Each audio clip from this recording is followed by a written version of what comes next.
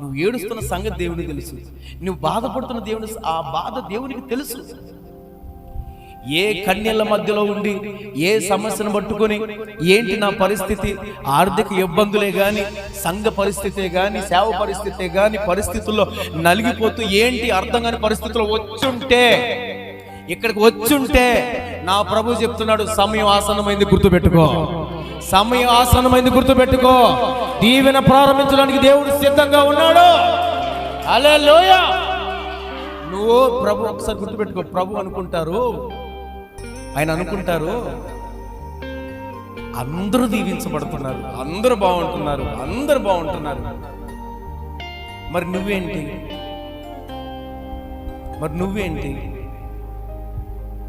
నేను మాట చెప్పనా, అందరు వేరు నువ్వు వేరు, అందరు వేరు నువ్వు వేరు, నువ్వు వేరు నువ్వు వేరు, మీరందరూ వేరండి.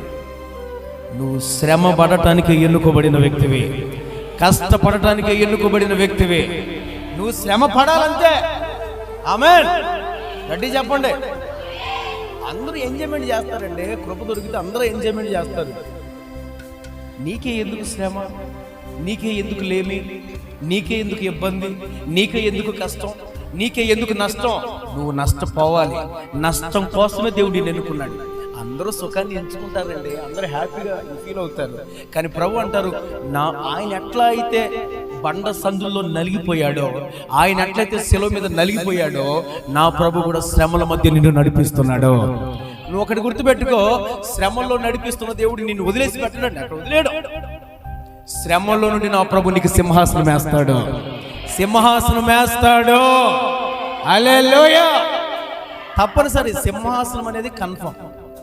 అర్థమవుతుందా? నీకు సింహాసనం అనేది కన్ఫర్మ్. అయితే ఆయన అంటాడు, నా సమయం ఇంకా రాలేదు.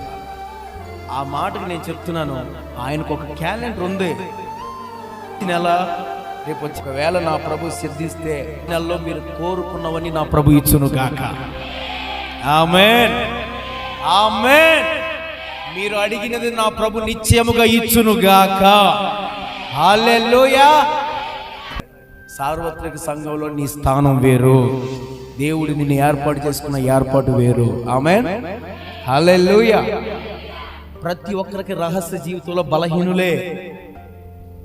చిన్నోడైనా పెద్దోడైనా ఎవరైనా సరే ఆత్మీయ జీవితంలో ప్రతి ఒక్కరు బలహీనులే. రహస్య జీవితంలో బలహీనులే. కానీ ఈ బలహీనమైన జీవితానికి పరిశుద్ధాత్మ దేవుడు యాడైతే, పరిశుద్ధాత్మ దేవుడు కలిస్తే లోకాన్ని దున్నే కృపిస్తాడు దేవుడు.